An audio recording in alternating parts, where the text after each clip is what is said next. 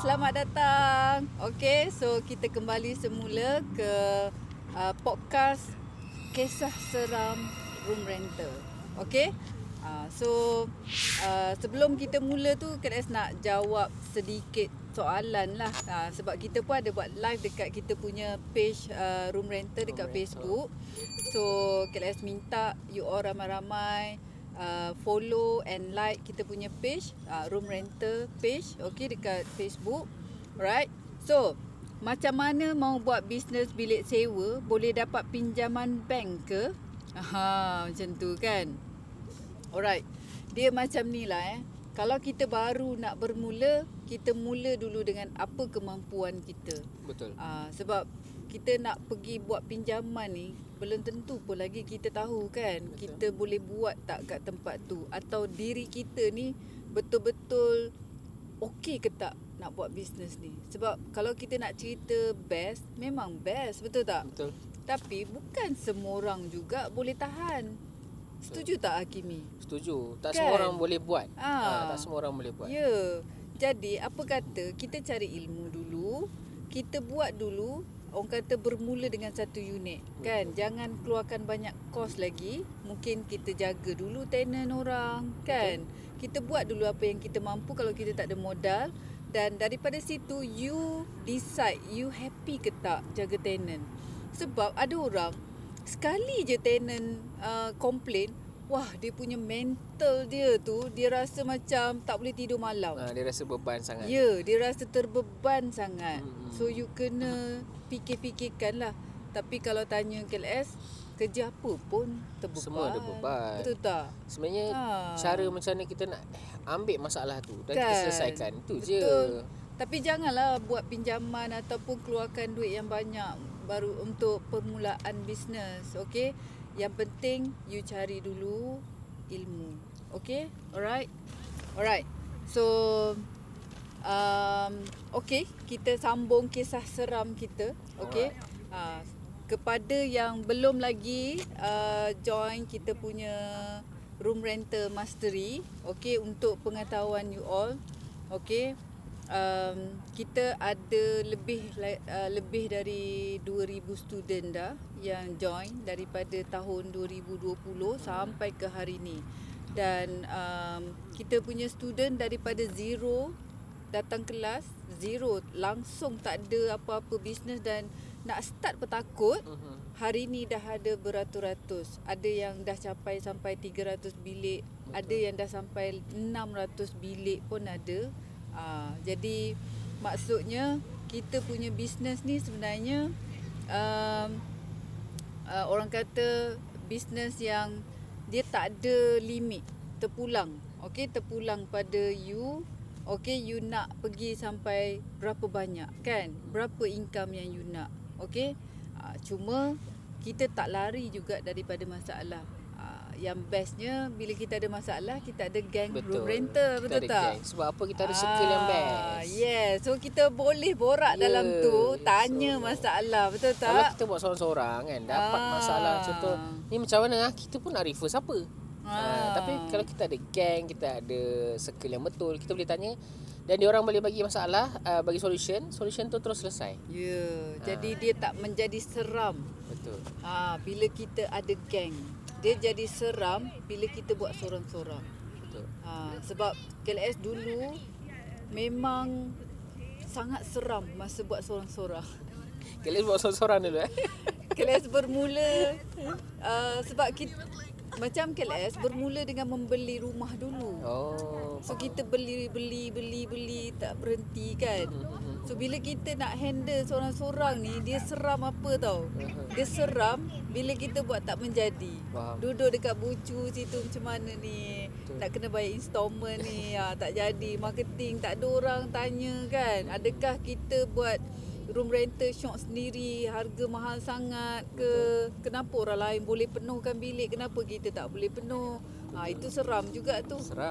Tapi bila kita ada gang, baru kita tahu sebenarnya bukannya apa kita ada problem, tapi teknik marketing kita tu salah. Betul. So dalam kelas KLS memang kita ajar you all, kita guide you all. Kalau you tak reti buat marketing, kita bantu buat. Sampai tahap macam tu dalam kita punya gang room rental. Kalau you rasa akhirnya tak reti juga apa semua, okey datang sini. Kita ada site visit apa semua kan. Betul. So you buat sampai jadi. Kita tak pernah pun keluarkan you ke cakap apa-apa yang apa orang kata just untuk orang yang berjaya ke, tak ada. Alright? The best dekat sini apa tau, bila you guys join kat sini, dia semua benda ada. Macam mana kita nak set up, kita ada kawan ni. Macam mana you nak buat wiring, kita ada orang ni. Semua geng-geng kita. Plumbing problem. Plumbing problem datang. ni. Macam mana nak letak water filter? Ni, cover semua. Negeri Sembilan, KL, semua dia cover. Betul. Orang kata macam petik. tu dah. Kita nak cari mana ni. Oh ni cari. Okey tak? Harga okey tak? Harga okey. Ini memang dia dah proven. Semua kita punya student pun ambil dengan kawan-kawan kan. So memang tu yang seronok lah. Bila kita dalam circle yang betul, seronok. Tapi nombor satu, yang paling penting kena ada minat. Minat mesti akan jadi. Memang dia kena bermula dengan minat lah. Betul. Macam tu. Okey, so kita nak pergi ke kisah seram yang kedua. Okey, kalau tadi yang pertama, kisah seram orang yang entah dari mana-mana kan. Betul. Penagih dadah pula ni yang conquer rumah tu dan buat apa orang kata tenant takut kan. Okey, tu memang seram lah. Okey, so apa lagi? Apa yang kedua, kisah seram? Kisah seram Pengalaman Hakimi sendiri. Pengalamannya adalah bila kita nak memberikan sesuatu unit ni kat tenant, kita akan bagi dengan rasa yang macam okey, aku kena cat baru, aku kena bagi kipas baru, apa lampu rosak pun kita semua bagi baru. Tapi at the end-nya bila pindah kan, orang tu keluar, rumah tu memang hauk punya. Dengan sampah dia tinggalkan, dengan segala macam dinding-dinding tak payah ceritalah. Dia kalau yang saya punya unit rumah tu, anak dia memang conteng dah semua. Dinding-dinding semua berconteng. Dengan tak tahulah, kadang-kadang kan bila dapat situasi macam tu, saya reflect balik kan. Macam mana dia hidup dalam keadaan macam tu? Ada juga orang yang boleh hidup macam tu dalam KLS. Pelik betul lah. Tengoklah padahal kita bagi elok-elok. Latest TikTok tu. Tengok tak yang mana? Yang owner dia pergi tengok rumah dah macam ya, betul. So, teruk. Itu dia yang sakit hatinya apa tau. Dah lah dia tinggalkan macam tu. So kita ni kalau nak kena buat je tak apa. Kita yang kena bersihkan, kita yang kena keluar duit.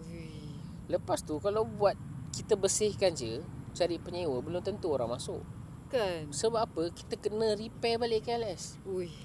Repair ni jangan cerita lah. Itu tanya tak sanggup. Kalau tengok amount ni rasa sakit hati je nak bayar ni. Tapi nak tak nak kita kena buat. Bayangkan orang lain duduk. Kan? Dah lah sewa tu tak cover installment. Betul. Dia keluar, kita pula yang kena repair rumah tu. Betul. Kan? Ini orang kata seram yang menyakitkan hati. Betul, menyakitkan hati. Kan? Dia nanti mungkin ada yang cakap, kenapa tak guna duit deposit kan? Nak cerita duit deposit dia pun tak cover untuk kita renovation, repair balik. Kan? Memang tak cover. So macam mana nak selesaikan masalah ni kan? Dia bukan ramai orang macam ni, betul tak? Ada je tenant yang baik. Cuma mungkin kita dalam hari-hari sekarang ni kan, macam-macam masalah yang setiap individu tu alami. Betul. Mungkin masa dia datang dia okey, tapi dia mungkin selepas tu dia ada macam-macam masalah rumah tangga ke, betul. Masalah keuangan ke, ataupun mungkin ada benda yang dia tak puas hati dengan kita ni. Betul. Kan? Betul. Kita asyik call, lewat dah ni, bayar ni, bila nak bayar bila kan? Nak bayar sewa. Dia pun rasa macam, panas je. Sebab selalunya persepsi orang dekat luar sana, owner rumah ni, orang kaya. Betul. Kan? Boleh buat sewa rumah, jadi kapitalis. Dia orang tak tahu kita ni dah lah bagi rumah yang cantik, kena top up dekat bank lagi. bayar maintenance, bayar cukai pintu, bayar Semua kena buat. habis semualah orang kata kan. So dia hanya Dia sewa. hanya cakap, oi, owner rumah tahu nak duit je. Yes, Cakap macam tu. betul. So ini bukan kisah seram yang biasa ni. Dia memang dah jadi apa orang kata dia jadi satu automation dah bagi orang yang tak ada rumah ni. Betul. Cara dia orang berfikir. So mungkin because of ini juga menyebabkan dia rosakkan rumah kita. Betul. Betul tak? Betul, memang betul guys. So sebenarnya masa awal-awal dulu KLS buat kelas, sebenarnya ramai yang call KLS cerita rumah dia orang ni dah jadi teruk lah. Ada satu student KLS ni, dia cakap dapur tu penuh dengan pinggan mangkuk dalam sink. Tak ada siapa yang cuci. So dia pun hantar cleaner pergi cuci. Duduk seminggu macam tu, repeat balik. Repeat balik. Dia pun dah tak tahu dah nak buat macam mana. Okay. So sebenarnya okay, you all dengar betul-betul apa yang KLS nak cakap ni. Bila kita kata kita nak buat rumah sewa ni, you tak boleh assume penyewa kita ni dia ada masa, dia baik, dia akan jaga hati kita. Betul. Kita tak boleh assume. So apa yang you all kena buat adalah kita kena jaga servis tu. Jaga servis tu macam mana? Maksudnya daripada you buat yang sewa satu unit, you tak boleh nak masuk tengok kan. Better you buat sewa bilik. Bila sewa bilik ni kita ada hak untuk masuk. Betul. Kita boleh spot check, kita boleh letak house rule. Kita boleh apa orang kata pilih orang yang hanya boleh menerima kita punya house rule. Betul. Jadi kita pun tak boleh nak cakap kita boleh educate orang, betul tak? Betul. Cuma apa yang kita belajar daripada tim kita sendiri, walaupun Betul. you all pun datang kelas KLS pun bukan bermaksud you all tak akan berlaku masalah ni kan. Sebab kita human, mana kita tahu nak menilai orang, betul tak? Betul. Cuma apa yang KLS nampak adalah kita punya tindakan tu dia cepat. Tak sempat rumah jadi orang kata macam tongkang pecah kan. Tak sempat rumah jadi teruk. So kita dah boleh detect. Bulan pertama kita dah tengok dia ni asyik ada apa sampah je kan. Asyik buang kan dekat sink lah apa semua. So kita boleh detect awal. Jadi kita boleh tengok balik house rule dan kita boleh meeting, kita boleh berborak sama-sama. Mungkin masa awal-awal dia tak faham kan, dia tak faham yang dia bertanggungjawab untuk jaga apa kebersihan barang dia sendiri kan. Dia ingat kita jadi kuli dia, mentang-mentang dia sewa kan. Dia pula macam bos saja. Yes, betul. Ini yang banyak berlaku banyak sebenarnya. berlaku. Betul tak? Dia rasa dia ada hak. Betul. Aku dah bayar sewa kot. Macam betul. tu kan. Sebab tu penting tu sebenarnya house rule lah KLS. House rule penting. Sebab apa? Orang yang datang ni dia macam-macam. Kita tak tahu dia ni background apa dia punya dia punya attitude kan. So bila ada house rule kat situ, nak tak nak memang dia kena ikut. Walaupun macam mana kau tu kat situ. Tapi Hakimi, bila you cakap house rule, sebenarnya kita kat mana-mana pun ada house rule. Tapi kenapa orang tetap juga tak kisahkan house rule?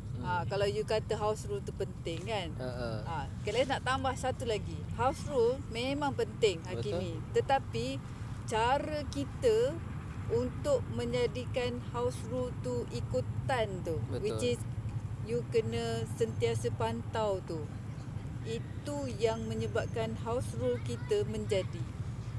Betul kan? Dia orang kata macam servis berkala, tapi kita pantau berkala. Macam tu. Kan.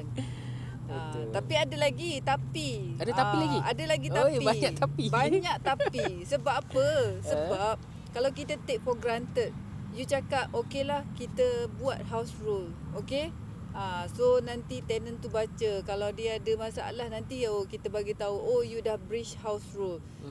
Adakah you boleh solve this problem permanently? Tak no. Juga. Kalau you educate dia, adakah dia akan dengar cakap you? Siapa you? Kan? Betul tak? So apa yang KLS boleh cakap, kalau kita nak cerita tentang attitude orang, macam mana dia jaga rumah kita apa semua kan, forever tak selesai masalah. So apa yang KLS boleh cakap dekat sini, add on lah Hakimi. Betul. Add on adalah kita yang kena tunjukkan tauladan dulu. Kita yang kena sediakan servis, kita yang kena permudahkan mereka untuk cuci tu. Betul. Jadi contoh. Kan, macam contoh jadi kan. contoh. Kita nak suruh dia buang sampah tapi kita tak provide dia tong sampah, kita tak provide dia plastik sampah, kita tak buat jadual giliran buang sampah. Kan. Kita apa orang kata tak cerita kat mana nak pergi buang sampah. Betul. Kan. Kita pun tak bagi tahu yang ini adalah tugas-tugas dia juga, walaupun dia menyewa tapi ini dia tanggungjawab bersama dia, betul, kan, untuk kebersihan bersama. Nampak tak bunyi macam betul. Actually masa sebelum saya join KLS, saya pun macam apa benda, kenapa aku nak kena bersihkan, kau dah sewa kau kemas lah. Tapi sebenarnya bila kita reverse balik KLS ajar kan, macam tu lah sebenarnya kita kena jadi tauladan dulu. Bila kita tunjuk, so tenant tu dia akan ikut. Lama-lama dia akan ikut. So rumah akan bersih. Dia apa tahu kenapa kita buat macam tu, supaya kita punya tenant ni long lasting. Kita tak nak lah dia masuk 6 bulan ke 8 bulan, setahun keluar. Nanti kita nak kena cari penyewa. So bila kita bagi servis yang bagus, automatik dia akan duduk lama 2, 3 tahun, 4 tahun. Okey. During 2, 3 tahun, 4 tahun tu kita dah pergi cari banyak dah unit-unit lain. Sebab Hakimi baru buat kan. KLS dah almost 10 years. KLS rasa tenant KLS paling lama duduk dengan KLS, dia duduk dari 2018 sampailah this year. Sebab dia kahwin. Lama. Sebab kahwin je dia keluar. Ya. Sebab dia nak kahwin, dia keluar. Betul. Padahal dah bertukar tempat kerja, tapi dia tak nak masih keluar maintain juga. kat situ. Ya. Sebab itulah servis yang KLS bagi tu top. Kan. Best tak kalau kita ada tenant yang tak nak keluar. Kan. Tapi kita naikkan sewa, bukannya apa dia tak nak keluar tu. Betul. Sebab murah. No, kita naikkan sewa pun ada cara tau. Memang ada cara. Kalau dengar kau nak naik sewa, kau penyewa risau marah lah apa. Tapi kita ada teknik halus dia. Tu dalam kelas KLS mesti ajar punya. Itu kena datang kelas lah. Teknik halus tu kan. Teknik halus. So secara tak langsung dia terpaksa terima yang dia kena bayar sewa mahal. Sebab semua benda ada dalam terms and condition. Ada ni yang tanya. Ni dekat Cyberjaya ke? Ya, Cyberjaya. Kalau you all berdekatan dengan Cyberjaya, jomlah. Kan? Boleh. Kita nak ngopi-ngopi kejap lagi. Tunggu kopi punya Myvi datang. Kan? Ada yang tanya ni, jika dah bagi tahu dia tetap tak buat, macam mana ya? Kan tadi baru je kita cakap. Baru kita explain tadi. Baru je kita explain. Kita tak boleh lah kita nak anggap penyewa kita ni macam anak kita. Betul. Kita nak suruh dia ikut dengan cakap, no, dia orang ni tak ada kena mengena dengan kita. Apa hak kita nak paksa dia ikut rules tu? Kan? Tak logik. Dia datang duduk dengan kita, kita paksa dia pula kan? Tak logik. Tapi apa yang logik? Yang logiknya, kita kena educate mereka untuk keharmonian mereka. Adakah dia suka kalau rumah berselerak? Adakah dia suka rumah tu tak dijaga, masing-masing buat hal sendiri kan? Betul. Kalau dia nak harapkan kita bagi cleaning, boleh je, tak ada masalah. Are you willing to pay? Kan? Kalau tak willing to pay, then kita sama-sama lah buat together. Yes, kita hanya boleh bagi cleaner untuk common area saja. Betul. Tapi kalau you ada sampah tu busuk, you nak tunggu cleaner yang seminggu sekali datang. Logik tak you nak masuk rumah bau busuk kan? Betul. So dekat situlah kita cakap kita nak keharmonian bersama. Jadi cara kita educate tenant kita ni dengan meeting. Kita kena buat house meeting. Kalau ada masalah, bincang. Kan? Meeting bukan dekat office saja. Dulu KLS ingat lagi, ramai yang terkejut bila KLS ajar tentang kita kena meeting, kita kena buat meeting dengan tenant kita. Kan? Dan ada yang di antara student kita yang tak boleh terima. Hakimi boleh terima tak bila Kak Les cakap you kena meeting dengan tenant? Mula-mula saya tak boleh terima. Kan? Saya cakap saya ni dah lah lelaki kan. Lepas tu nak kena contoh kalau ada tenant perempuan nak kena meeting pula dengan dia. Kenapa pula ni? Tapi you buat tak? Saya buat juga. Kena buat Hakimi. Dia macam ni lah macam tadilah, macam siapa tadi? Hamirnah Mimi. Kan? Kalau kita nak harapkan sekali je kita bagi tahu, tenant kita terus dengar dan terus ikut, itu orang kata the best ever human in the world lah. Betul. Even anak kita dari kecil sampai ke besar cakap benda sama pun, cakap jangan kan? pun dia buat juga. Cakap no pun orang buat lain juga. Betul tak? So apa yang kita boleh lakukan adalah kena sentiasa remind dan sentiasa spot check apa semua kan. So bunyi macam seram juga nanti kan alah busy dengan benda ni kan. No, jangan risau. Mereka ni kalau you ambil orang yang educated, diorang ni tak akan buat benda-benda yang memalukan mereka. Betul. Itu bezanya. Jadi kalau kita rasa kita tak mampu nak educate sangat orang, you carilah yang dari awal lagi kita bawa masuk orang yang baik-baik. Betul. Orang kata rubbish in, rubbish out lah. Betul tak? Sebab tu kita kena ada tapis, kita kena filter dulu. Ni pun general lah. Kalau dalam dunia-dunia apa, kita deal dengan agent ke, kan dia minta kita punya profile kan. So sama juga, kita nak cari tenant, kita layak minta kat dia apa kau punya profile. So kita tengok. Nak lagi best biasanya kalau contoh situasi saya interview kat Les. Saya jumpa, saya tanya dia macam mana. So saya boleh baca orang ni macam mana.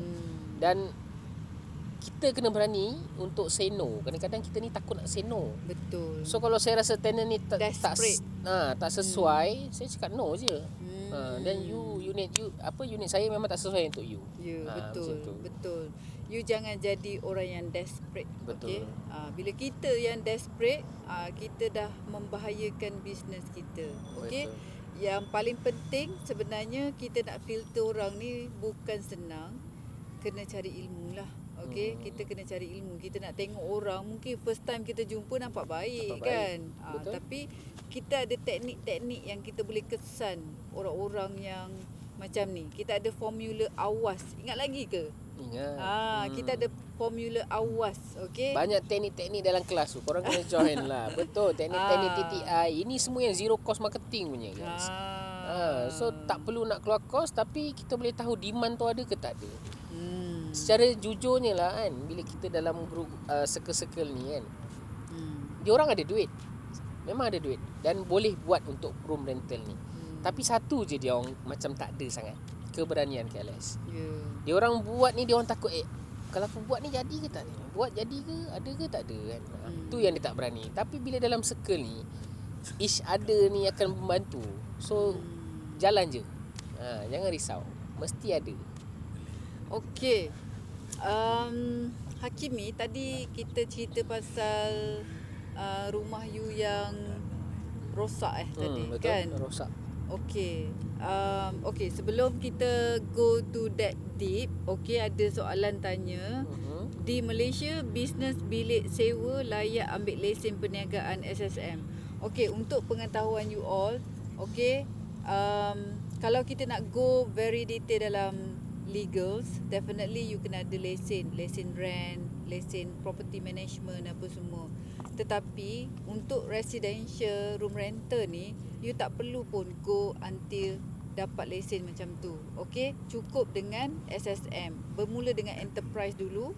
Okay, then after that baru kita pergi ke next level lah. Kan? Alright. Okay. Tenant saya lelaki.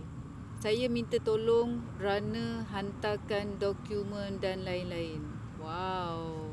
Macam mana tu boleh minta tolong? Minta tolong tenant pula ni susah. Kan. Okay. Tak apa. Kita nak kupas sedikit je lagi pasal kisah seram kedua kita yang tenant kita ni yang pengotor ke apa?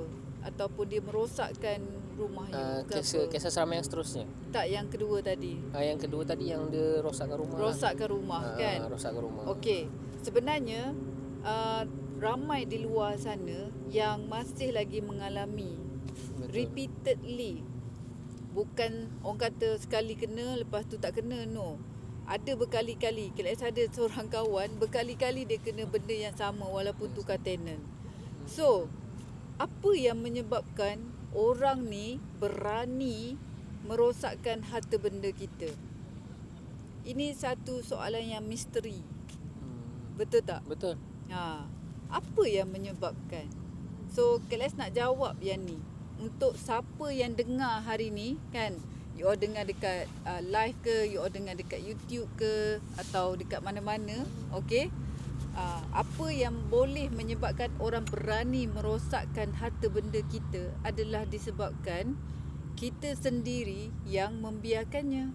Betul. Kita yang anggap tenant kita tu bagus, kita yang anggap tenant kita tu semua okey. So kita tak pantau, okey, kita tak filter dari awal. Okey. So kalau sewa bilik, alhamdulillah kita boleh masuk lagi ke rumah tu. Betul. Untuk kita audit kan, untuk kita pantau. Tapi kalau you sewa satu unit, you tak ada hak untuk masuk dah. Tak ada hak dah. Kan? Betul. Jadi KLS rasa the best sekarang ni you convert to room.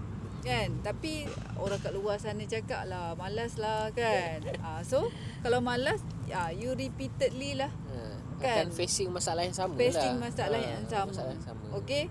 Bukan bermaksud rumah family ni akan ada banyak masalah. Bukan. Ada setengah-setengah tempat memang tak sesuai. Sebab orang kata mentaliti orang yang sanggup buat kerosakan ni, dia mentaliti biasa-biasa tu. Betul. Kan? Kalau you buat rumah family yang you know dekat kawasan yang elite kan, ada fully furnished yang orang kata wow, you akan dapat orang-orang yang wow juga kan. Jadi kalau tempat tu macam biasa-biasa je, then jom KLS saja you all convert daripada rumah sewa family kepada sewa bilik, supaya kita masih lagi ada hak untuk masuk dan untuk pantau dengan kita jaga unit tu. Yes, kita jaga unit tu, kita bagi servis unit tu. Alright. Yang paling best sekali kat live sebelum tu kan. Yang paling best sekali adalah sebenarnya kita convert kita punya duit tu. Kan. Convert duit paling penting. Kan. Satu rumah 1,000. Kita sewa bilik, satu rumah tu jadi 4,000. Extra 3,000 lagi. Takkan tak seronok room rental ni. Janganlah takut dengan duit nak keluarkan tu. Betul. Sepatutnya kita fokus. Kalau 3 tahun kita boleh collect orang kata bersih, rental bersih 1,000 lah Tak payah cakap banyak lah Mungkin orang kata boleh ke kan. Betul. So kita cakap 1,000 lah. Memang student KLS boleh dikatakan 95% memang achieve net profit 1,000 satu rumah tu. Betul. So kalau 1,000 sebulan kan, setahun 12,000. Betul. 2 tahun dah 24,000. 3 tahun 36,000. Berapa cost you punya renovation? Kalau you punya cost renovation 30,000 lah katakan. Alright. 3 tahun dah cover, tapi itu adalah aset kita. Betul. Tak rugi apa pun. KLS punya rumah dah 10 tahun dah. Tak betul. ada. Itu Cuma yang kita best. replace macam topper, cadar, itu je. Benda-benda yang Sikit-sikit common, kecil je. Betul. Kalau yang major tu, kalau kita beli dari awal lagi yang berkualiti, 10 tahun tu tak ada masalah. Sebab KLS dah achieve 10 years. 2025 ni dah 10 years dah dalam bidang rental ni. So rumah-rumah KLS sendiri pun masih lagi menggunakan perabot yang sama lagi. Cuma kita tacap-tacap sikit lah. Macam tu je, cat balik. Kalau tilam tu kita buang topper dia, kita ganti topper apa semua. Dia kan? sebagai contoh lah, you guys beli rumah and then bayar rumah 1,000 dekat bank.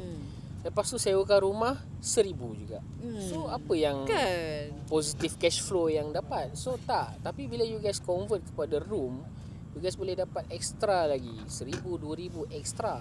Kan. Ni baru orang kata aset. Aset ni yang memberikan kita income Kan. Kalau kita kata beli rumah ni aset, tapi kita tak dapat lagi profit daripada situ pun belum kata aset lagi. So kena bijak kena bijak untuk planning sebenarnya. Okey. Kita dah dengar macam-macam tadi. Baru kisah yang kedua kan. Dan kita sempat jawab soalan dekat live di page Room Renter juga. So jom kita berhenti rehat sekejap. Jumpa lagi KLS bersama Hakimi di podcast Kisah Seram Room Rental. Okey.